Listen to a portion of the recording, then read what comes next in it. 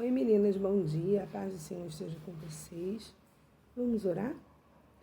Senhor Deus e Pai, eu te agradeço por esse momento, Senhor, na tua casa, aonde a tua palavra vai ser estudada, Senhor, já foi estudada pelas tuas servas. Deus, eu peço a presença do teu Espírito Santo neste estudo, neste momento. Que o Senhor possa falar através de mim, Deus. Que o Senhor possa, Senhor, tirar as dúvidas e levar o conhecimento daqueles que te buscam, aqueles que te procuram, que nós possamos ser como Pedro, Tiago e João, aqueles discípulos que eram mais chegados a Ti, que nós possamos ter no nosso coração o amor, a compreensão, o perdão, tudo aquilo que vem de Ti, Senhor. É o que nós choramos em nome de Jesus. Amém. Bom, nós vamos hoje estudar os 4 últimos capítulos de Lucas, né? 21, 22 e 23. 21, 22, 23 e 24. Então vamos lá. O capítulo 21 todo foi feito um estudo pela Flávia, muito bem feito. E a Flávia conseguiu realmente assim, dar um resumo para o que significava o capítulo, né? E falar sobre coisas que ela achou importante.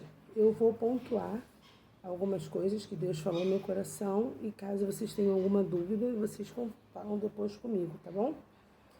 Então, o capítulo de Lucas começa com a oferta da viúva pobre, dizendo que ela deu aquilo que ela tinha para dar, né? Ele faz uma comparação entre o que os outros deram e o que ela deu. Né? Não quer dizer que quando você tenha muito dinheiro e você dê muito, não tenha validade para o Senhor. Não quer dizer isso. Quer dizer que, mesmo que você tenha pouco, aquele pouco deve ser ofertado a Cristo, deve ser ofertado ao nosso Deus. Ninguém dá dízimo menor, mais ou menos que o outro. O dízimo é 10% do que você ganha. Se você ganha R$50, você dá R$5. Se você ganha R$50, dá R$5 de dízimo e dá R$5 de oferta, a sua oferta pequena não é maior que a minha ou de outra pessoa que dê R$1.000 de oferta, ou R$4.000 de oferta, ou R$5.000 de dízimo. O que Deus vem falando aqui é o que eu sempre digo para vocês, Ele olha o nosso coração. Ele olha a disposição que nós temos em ofertar. E nós não estamos falando aqui só de dinheiro não, tá? Estamos falando dos nossos sentimentos. Estamos falando do nosso coração, da nossa disponibilidade para os pequeninos dele, para os filhos dele. Essa oferta é agradável a Deus. A oferta que sai do nosso coração, independente se é muita, se é pouca, é agradável a Deus pela maneira como ela sai do nosso coração. É a maneira como ela sai do nosso coração que conta. Mais do que o valor que você ofertou, né? Deus não prossegue, né, falando sobre a destruição do templo. E dali, a impressão que dá, né, é que é aquele templo que Deus falou que se eu quiser, eu posso destruir e construir esse templo em um dia apenas. Esse templo aqui de Lucas 21 não é o mesmo templo quando Jesus entra no templo e eles estão fazendo aquela algazarra no templo de Deus, vendendo coisas, e Jesus fica aborrecido e fala para ele, se eu quiser eu destruo esse templo. Ele não está falando desse templo.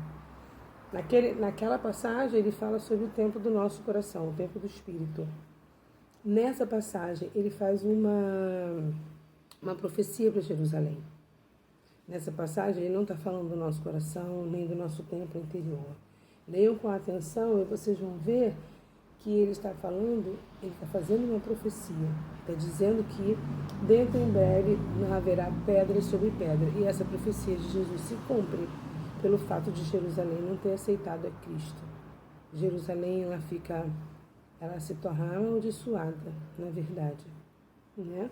Ele veio para os seus e os seus não receberam. Então, é uma profecia que ele faz, tá? Princípio das dores vem falando também em Lucas 21, né? De 7 a 28, ele fala de novo da figueira, né? Do capítulo 21, o princípio das dores começa no 7 e vai até o 19, né? Então ele fala do que acontecerá, do que, na verdade, nós estamos vivendo hoje, tá?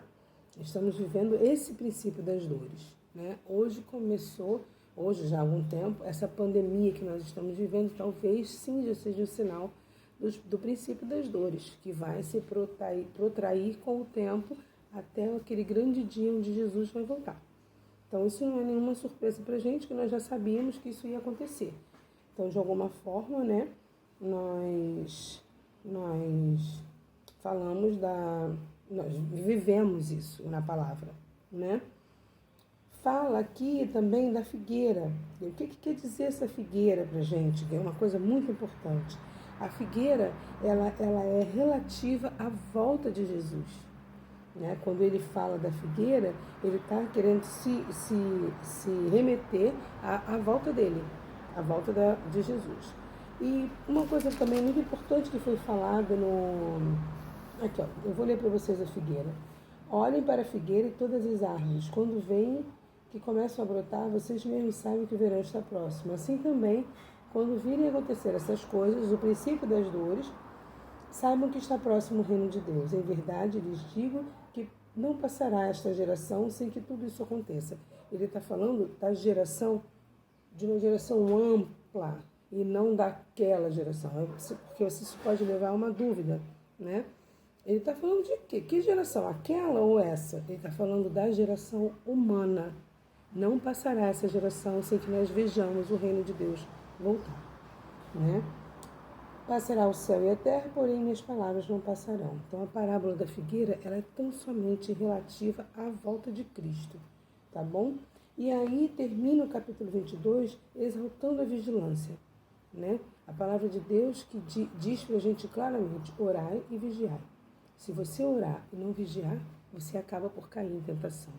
Você acaba por fazer coisas que você não gostaria. Você acaba por agir de maneira que desagradam ao nosso Pai.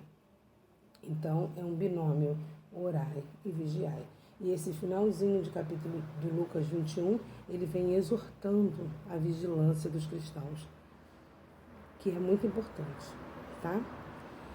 Passando aqui para o capítulo 22, a Marília foi quem estudou esse capítulo conosco também de uma forma muito clara e sucinta. Eu percebo que a Marília tem estudado realmente antes de... que ela faz colocações, né, de quem está buscando mais informações. Então, eu quero deixar aqui que vocês prestem atenção no que ela está falando, realmente acompanhem o depoimento de todas, porque mesmo aquelas que não buscam informações fora, elas falam do coração e sempre deixam um ensinamento para nós. Então vamos valorizar cada vídeo, vamos valorizar esse momento que Deus está preparando para nós de avivamento. Nosso grupo tem vivido um momento de avivamento. Talvez estivéssemos mornas, como a Pamela, daquele depoimento maravilhoso. Eu vou assistir de novo, porque eu fiquei tão impactada com o seu depoimento, Pamela, que eu vou assistir ele de novo. É grande, né? E a gente acaba por se perder. Mas eu vou assistir de novo, tá? E, então, nosso grupo está vivendo esse avivamento que eu creio que está acontecendo em todo mundo. Aqueles que estão com Cristo vão se avivar durante o tempo da pandemia. E talvez esse seja o propósito dessa pandemia.